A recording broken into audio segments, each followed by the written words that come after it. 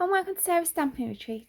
Today we're going to be using a fun heat emboss letterpress technique to create a really gorgeous shine on our card, and then we're going to add a wax seal for an added bit of fun. We're going to be using the Falling Leaves collection from Spellbinders. So we're going to start off with this gorgeous embossing folder that has the leaves and the acorns on it.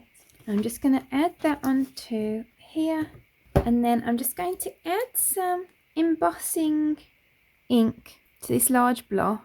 I'm just doing that with my Wow Embossing mixed media brush, and I'm going to use my brayer and I'm going to pick up that ink on my brayer. You'll see it start to get shiny, so you want to wait until that shine's covering your brayer, and then I'm inking it onto this part that says Spellbinders on. That's the front of my embossing folder. So then I'm going to pop my white cardstock in here and run it through my die cutting machine. So that's transferred my embossing ink onto here and given this gorgeous 3D embossed effect. And then I'm going to pour on some copper embossing powder. This one's from Wow.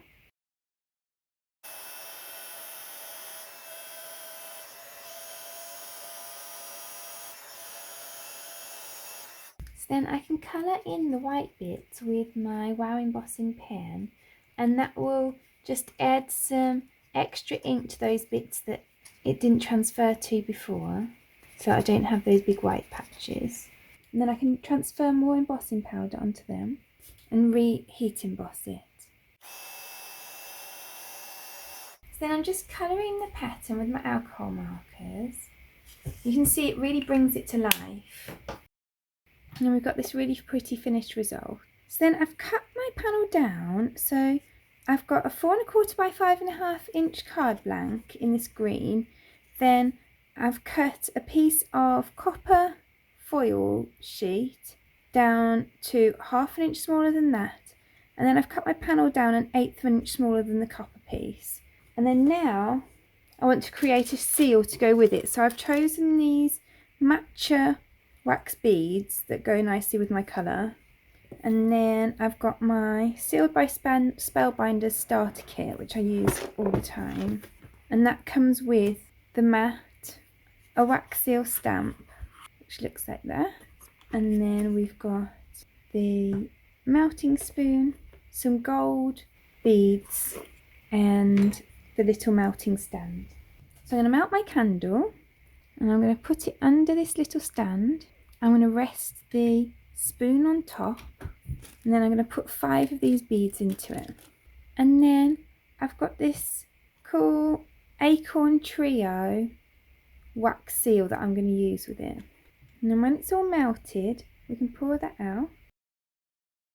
And then I'm going to pop this in the middle. And then we'll just leave that to set. Cleaning the spoon, by the way, is just as easy as just getting some kitchen paper and just cleaning it out like that.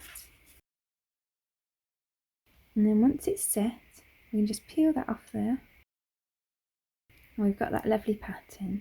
But I want that pattern to stand out more, so I'm going to get my Deco Colour pen in the copper colour, and I'm just going to go over that with it.